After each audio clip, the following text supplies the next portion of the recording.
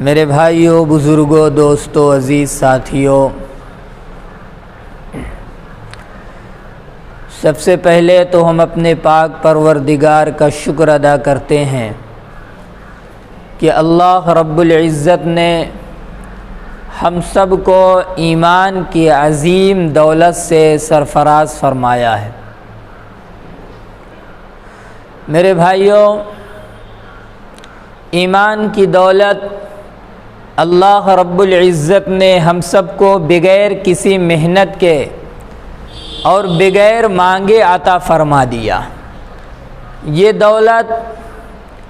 وہ دولت ہے کہ ایمان کی دولت کو اگر ترازو کے ایک پلڑے میں رکھ دیا جائے اور دوسرے پلڑے کے اندر پوری کائنات کی جتنی دولتیں ہیں، راحتیں ہیں، آرام ہے، سب کچھ رکھ دیا جائے، تب بھی میرے بھائیوں ایمان کے پلڑے کے برابر نہیں ہو سکتا۔ ایمان جس کے پاس ہے اس کا مقام اتنا بڑھا ہوا ہے کہ میرے بھائیوں اگر ایک ایمان والا 1 روپے کے ذریعے بھی کسی کی مدد کر رہا ہے، اللہ رب العزت آخرت کی زندگی جو ہمیشہ رہنے والی زندگی ہے، اس میں بہت بڑے اجر عظیم سے اللہ رب العزت نوازتے ہیں۔ لیکن جس کے پاس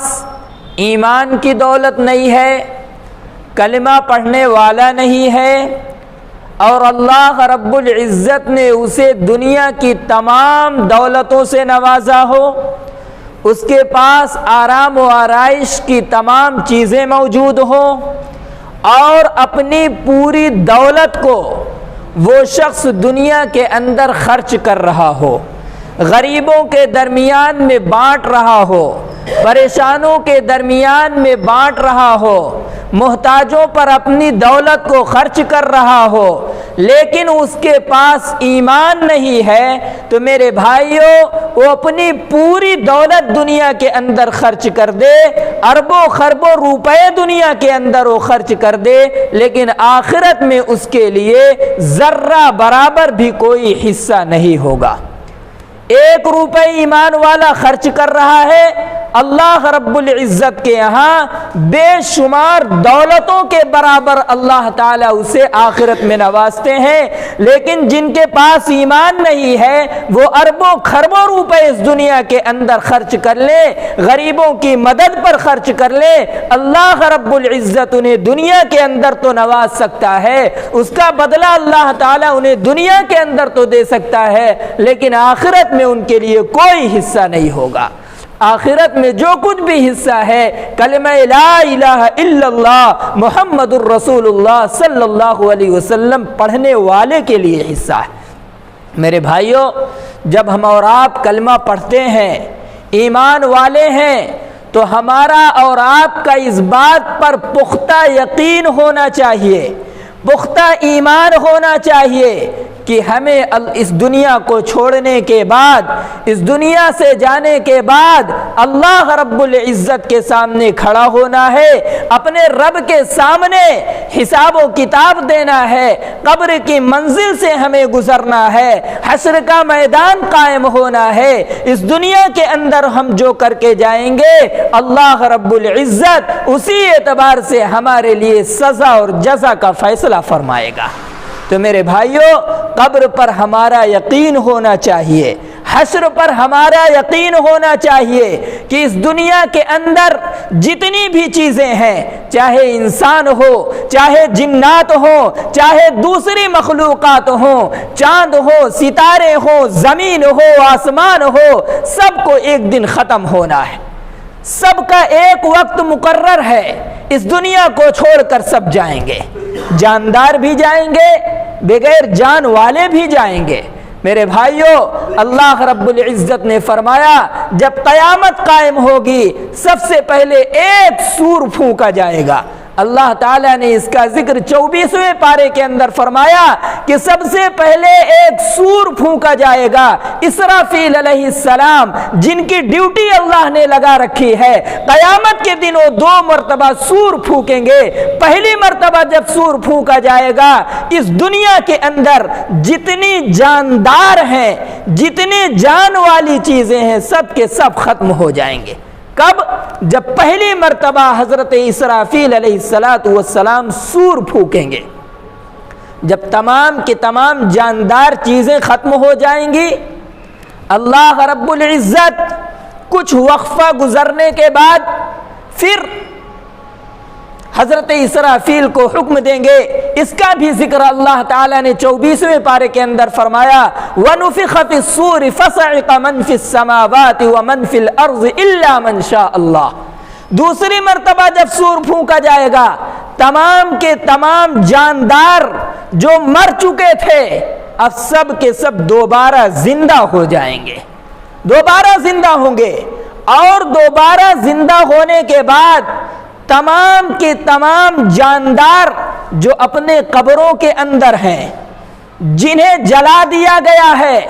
راکھ بن کر کے جو اڑ چکے ہیں، تمام کے تمام لوگوں کو اللہ تبارک و تعالی دوبارہ زندہ کرے گا۔ اللہ کے رسول صلی اللہ علیہ وسلم سے کفار اور مشرکین نے سوال کیا کہ ہم تو مرنے کے بعد دفن نہیں ہوتے ہیں، ہمیں جلا دیا جاتا ہے، جب ہماری ہڈیاں ختم ہو گئیں، ہماری ہڈیاں سورما بن گئیں، ہم دوبارہ کیسے زندہ ہوں گے؟ دوبارہ ہم کیسے پیدا ہوں گے؟ اِذَا كُنَّا عِظَامًا نَخِرَةً، ہماری ہڈیاں جب ختم ہو گئی کیا اسے دوبارہ پیدا کیا جائے گا؟ اللہ کے رسول صلی اللہ علیہ وسلم نے ارشاد فرمایا، یہ تو اللہ پر بہت آسان ہے۔ پہلی مرتبہ جب تمہاری کوئی حیثیت نہیں، جب تم گندے پانی تھے، ناپاک پانی کے قطرے تھے، اللہ رب العزت نے تمہیں وجود بخشا، تمہیں حسین و جمیل انسان کی شکل میں پیدا کیا، یہ تو مشکل تھا۔ پہلی مرتبہ جب اللہ تعالیٰ نے تمہیں پیدا کر دیا، اب دوبارہ اس کے لیے پیدا کرنا کوئی مشکل کام تھوڑی ہے۔ اللہ کا حکم ہوگا، دنیا کے اندر جتنے ذرات پھیلے ہوں گے سب کے سب اکٹھا ہوں گے اور انسانی ڈھانچے کی شکل میں پھر سے زندہ ہو جائیں گے۔ اس کے بعد میرے بھائیوں، جب دوبارہ سور پھونک دیا جائے گا، سب کے سب زندہ ہو جائیں گے،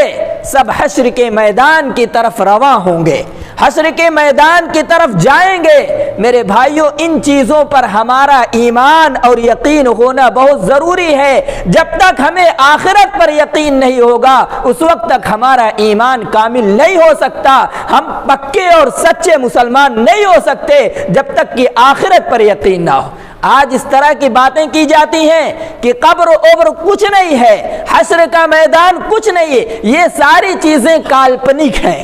حقیقت سے اس کا کوئی تعلق نہیں۔ میرے بھائیوں، ہمارا ایمان ہے، ہمارا عقیدہ ہے، ہم جس طرح اپنی آنکھوں سے دیکھ رہے ہیں، دن موجود ہے، سورج چمک رہا ہے، اس سے زیادہ ہمیں یقین رسول پاک صلی اللہ علیہ وسلم کی زبان مبارک سے نکلی ہوئی بات پر ہے۔ اللہ نے جو قرآن میں فرمایا اس سے زیادہ یقین ہمیں اس پر ہے۔ میرے بھائیوں، میرا قرآن کہتا ہے، میری حدیثیں فرما رہی ہیں، اس دنیا کو چھوڑ کر جانا ہے، پھر قبر کی منزل سے گزرنا ہے، دوبارہ جب سور پھونکا جائے گا حشر کے میدان کی طرف جمع ہونا ہے۔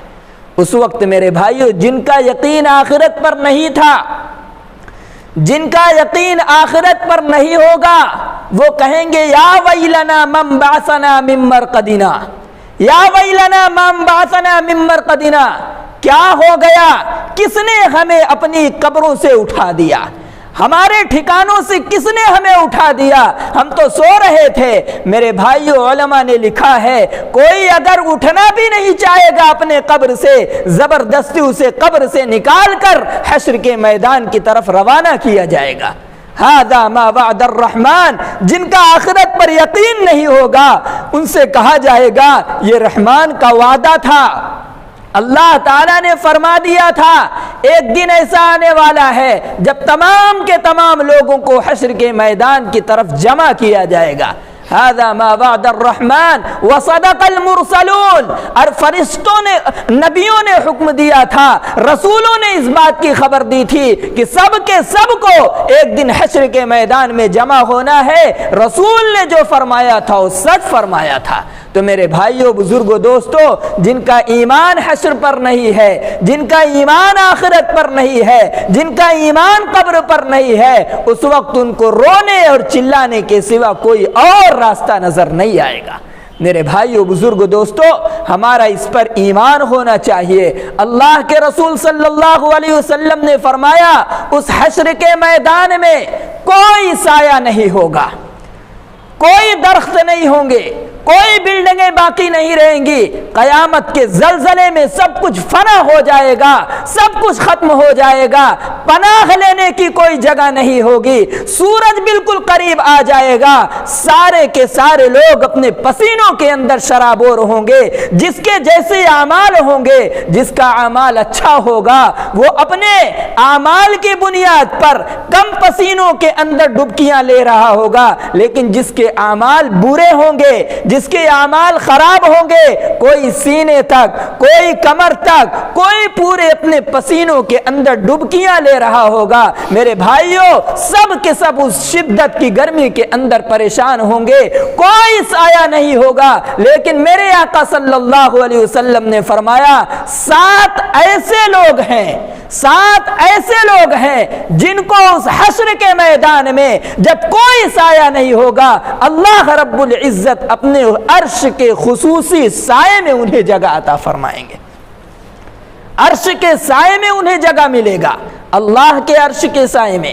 آپ اندازہ لگائیں وہ کون سے خوش نصیب ہوں گے جو اللہ رب العزت کے عرش کے سائے میں ہوں گے۔ اللہ کے رسول صلی اللہ علیہ وسلم نے فرمایا کہ سب سے پہلا شخص وہ ہے الامام العادل، الامام العادل یظلہم اللہ یوم لا ظل الا ظلہ، جس دن کوئی سایہ نہیں ہوگا اللہ کے عرش کے علاوہ، اس دن اللہ تبارک و تعالی عادل بادشاہ کو، انصاف ور بادشاہ کو، جسے اپنی رعایا کی فکر ہوگی، جس نے اپنی جنتا کے ساتھ انصاف کا معاملہ کیا ہوگا، جس نے اپنی رعایا کے ساتھ بھلائی کا معاملہ کیا ہوگا، عدل کیا ہوگا، ان کے حق اور حقوق کو ان تک پہنچایا ہوگا۔ اللہ کے رسول نے فرمایا اس دن جب سب اپنے اپنے پسینوں کے اندر ڈبکیاں لے رہے ہوں گے، یہ شخص اللہ کے عرش کے سائے میں آرام سے کھڑا ہوگا۔ میرے بھائیوں، عادل بادشاہ، اور اس کی تشریح بہت سارے علماء کرام نے کی ہے کہ اس سے مراد صرف عادل بادشاہ ہی نہیں، بلکہ اس سے مراد ہر وہ شخص ہے جو چند لوگوں کے اوپر ذمہ دار ہے۔ مثال کے طور پر کوئی گھر کا ذمہ دار ہے، گھر میں اس کے ماتحت چند افراد رہتے ہیں، 10-20 لوگ رہتے ہیں، اگر وہ اپنے گھر والوں کے ساتھ، اپنے ماتحت رہنے والوں کے ساتھ، اپنے بچوں کے ساتھ، اپنے بھائیوں کے ساتھ عدل کا معاملہ کرتا ہے، انصاف کا معاملہ کرتا ہے، اللہ رب العزت حشر کے میدان میں عرش کے سائے میں اسے بھی جگہ عطا فرمائیں گے۔ اور ساتھ ساتھ میرے بھائیوں، اسی طرح ہر شعبے کے اندر کوئی ٹیچر ہے اپنے اسکول کے اندر، اور تمام لوگ اس کے اندر کام کر رہے ہیں، اگر وہ ٹیچر جو ہیڈ ہے اپنے ماتحت کام کرنے والوں کے ساتھ انصاف سے کام کر رہا ہے، ان کے حق اور حقوق کو ادا کر رہا ہے، ان کے حقوق کو اچھی طرح پہنچا رہا ہے، بچوں کے حق کو ادا کر رہا ہے، عرش کے سائے میں جب اللہ کے سائے کے علاوہ، عرش کے سائے کے علاوہ کوئی سایہ نہیں ہوگا، وہ شخص بھی اس عرش کے سائے میں ہوگا۔ گاؤں کا مکھیا ہے، صوبے کا ذمہ دار ہے، ضلع کا ذمہ دار ہے، ہر شخص جو اپنے حق کو ادا کرتا ہے، عدل و انصاف کے ساتھ کام کر رہا ہے، کسی کے ساتھ ناحق کوئی سلوک نہیں کرتا ہے، تو میرے بھائیوں ایسا شخص اللہ کے عرش کے سائے میں ہوگا۔ الامام العادل، جب کوئی سایہ نہیں ہوگا اللہ کے عرش کے سوا، تو یہ شخص اللہ کے عرش کے سائے میں ہوگا۔ دوسرے نمبر پر میرے آقا صلی اللہ علیہ وسلم نے فرمایا ایسے شخص کو بھی اللہ رب العزت عرش کے سائے میں جگہ عطا فرمائیں گے جو وشاب نشأ عبادتہ، ایسا نوجوان جس کی پرورش ہوئی ہو، جو جوان ہوا ہے اپنے رب کی عبادت کرتے کرتے، اپنے رب کی عبادت میں بڑا ہوا ہے، اپنے رب کی عبادت میں جوان ہوا ہے، ایسا بھی نوجوان اللہ رب العزت کو بہت پسند ہے، اور جب کوئی سایہ نہیں ہوگا تو اللہ رب العزت اس کو اپنے عرش کے سائے میں عطا فرمائے۔ جوانی کی عبادت اللہ رب العزت کو بے حد پسند ہے، اس لیے کہ اس وقت ایک جوش ہوتا ہے، جذبہ ہوتا ہے، قوت اور طاقت ہوتی ہے، شیطان کی پوری کوشش ہوتی ہے کہ ہم اس شخص کو غلط راستے پر لا کر کے کھڑا کر دیں، اس شخص کو برباد کر دیں، لیکن ایسا نوجوان اپنے رب کے خوف سے، اپنے رب کے تعلیمات کو، رسول پاک صلی اللہ علیہ وسلم کے بتائے ہوئے طریقے کے مطابق زندگی گزار رہا ہے، گناہوں سے بچ کر کے زندگی گزار رہا ہے، نمازوں کا اہتمام کر کے زندگی گزار رہا ہے، اللہ رب العزت کو یہ نوجوان بہت پسند ہے۔ اس لیے کہ کسی شاعر نے فارسی کی کہا ہے کہ وقت پیری گرگ ظالم می شود پرہیزگار، در جوانی توبہ کردن شیوہ پیغمبریست، در جوانی توبہ کردن شیوہ پیغمبریست، جوانی کے اندر اپنے گناہوں سے توبہ کرنا، اپنے رب کے سامنے دعا کے لیے ہاتھ اٹھانا، جوانی کے اندر عبادت کرنا، یہ پیغمبروں کا شیوا ہے۔ وقت پیری غرق ظالم می شود پرہیزگار، بڑھاپے میں تو ظالم بھیڑیا بھی پرہیزگار ہو جاتا ہے، اب شکار کرنے کی اس کے پاس طاقت نہیں ہے، دوڑنے بھاگنے کی اس کے پاس طاقت نہیں ہے۔ اس لیے میرے بھائیوں، اللہ کے رسول صلی اللہ علیہ وسلم نے فرمایا، ایسا نوجوان جس نے اپنی جوانی اللہ کی عبادت میں گزار دی، جب کوئی سایہ نہیں ہوگا تو اللہ رب العزت اپنے عرش کے سائے میں اسے جگہ عطا فرمائیں۔ اور تیسرے نمبر پر میرے آقا صلی اللہ علیہ وسلم نے فرمایا، حشر کے اس میدان میں تپتی ہوئی زمین پر آگ برساتے ہوئے سورج کے اس ماحول کے اندر تیسرے نمبر پر اللہ رب العزت جس کو عرش کے سائے میں جگہ عطا فرمائیں گے، فرمایا کہ ایسا شخص، ایسے دو شخص جو آپس میں ملیں تو اللہ کے لیے ملیں، آپس میں محبت کریں تو اللہ کے لیے محبت کریں، آپس میں جدا ہو تو اللہ کے لیے جدا ہو، دنیاوی کوئی غرض نہ ہو، دنیاوی کوئی غرض نہ ہو، ہم اور آپ مل رہے ہیں، ہماری آپ سے کوئی رشتہ داری نہیں ہے، صرف ایمان کی بنیاد پر ہم آپ سے ملتے ہیں، مسکرا کر کے مل رہے ہیں، خوش اخلاقی سے مل رہے ہیں، سلام دعا کر رہے ہیں، مصافحہ کر رہے ہیں، یہ اس بنیاد پر کہ ہمیں اللہ سے محبت ہے، اللہ نے سلام کا حکم دیا ہے، اس کے حکم کو ہم پورا کر رہے ہیں۔ جو اس طریقے پر عمل کرنے والا ہے، دنیاوی کسی غرض کی بنیاد پر نہیں بلکہ اللہ اور اس کے رسول کی محبت کی بنیاد پر آپس میں ملتا ہے اور آپس میں جدا ہوتے ہیں، تو اللہ کے رسول صلی اللہ علیہ وسلم نے فرمایا، کل قیامت کے دن اللہ رب العزت اپنے عرش کے سائے میں ایسے شخص کو بھی جگہ عطا فرمائیں۔ اس لیے میرے بھائیو، بزرگ، دوستو، سلام کو عام کرنے کی ضرورت ہے، آپس میں جب ملیں، محبت سے ملیں، اخوت اور بھائی چارگی کے ساتھ ملیں، یہ ہمارا عمل، چھوٹا سا عمل جنت میں لے جانے کے لیے کافی ہوگا۔ اور چوتھے نمبر پر میرے آقا صلی اللہ علیہ وسلم نے فرمایا،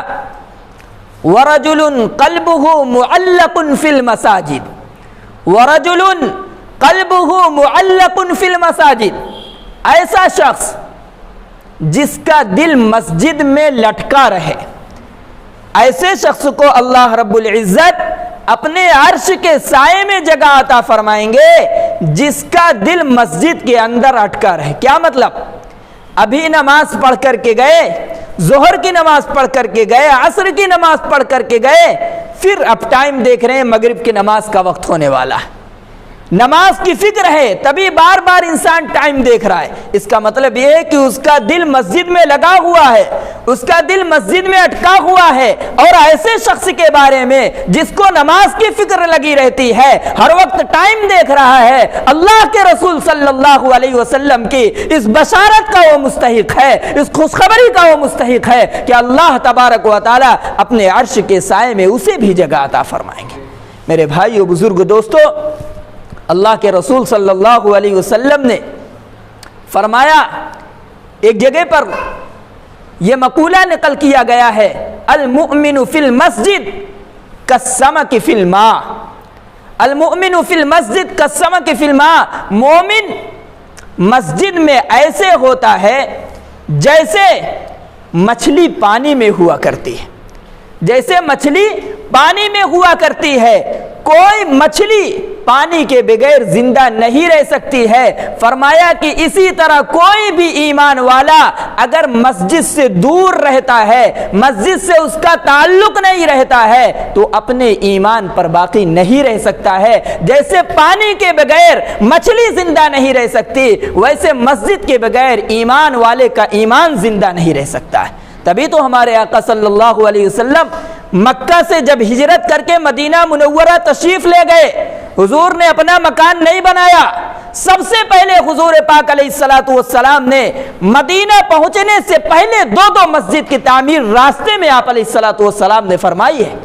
مسجد قباء میں آپ علیہ السلام نے قیام فرمایا تھا۔ سب سے پہلے مسجد قباء کی بنیاد آپ علیہ السلام نے رکھی، اس لیے کہ ایمان والے جہاں موجود ہیں اگر ان کا تعلق مسجد سے کٹ گیا تو اپنے ایمان پر وہ باقی نہیں رہ سکتے، ان کا ایمان زندہ نہیں رہ سکتا ہے۔ اس کے بعد آپ علیہ السلام قبیلہ بنو سلیم میں پہنچے۔ حضور پاک علیہ السلام وہاں دوسری مسجد کی بنیاد رکھی اور حضور پاک نے وہاں پر سب سے پہلے جمعہ کی نماز پڑھائی، جسے مسجد جمعہ کے نام سے جانا جاتا ہے۔ ایک دن کے لیے حضور کا قیام ہوا، وہاں بھی مسجد کی بنیاد رکھی۔ پھر آقا صلی اللہ علیہ وسلم مدینہ پہنچتے ہیں، خود مسجد نبوی کی تعمیر فرماتے ہیں۔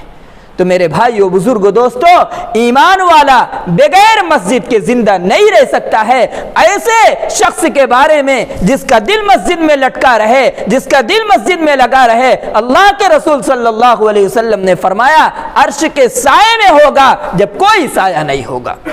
میرے بھائیو، جس جگہ پر لوگوں کا تعلق مسجدوں سے نہیں ہوتا ہے، آپ دیکھیں گے ایسی بہت ساری جگہیں آپ کو مل جائیں گی، مسجدیں ویران ہیں، گھاس اگی ہوئی ہیں، کوئی دیکھ بھال کرنے والا نہیں ہے، صفائی بھی نہیں ہے۔ میرے بھائی، ایسی جگہ کے آپ آبادیوں کے اندر چلے جائیں، آپ کو پتہ چل جائے گا کہ وہاں کے لوگوں کے اندر کتنا ایمان باقی ہے،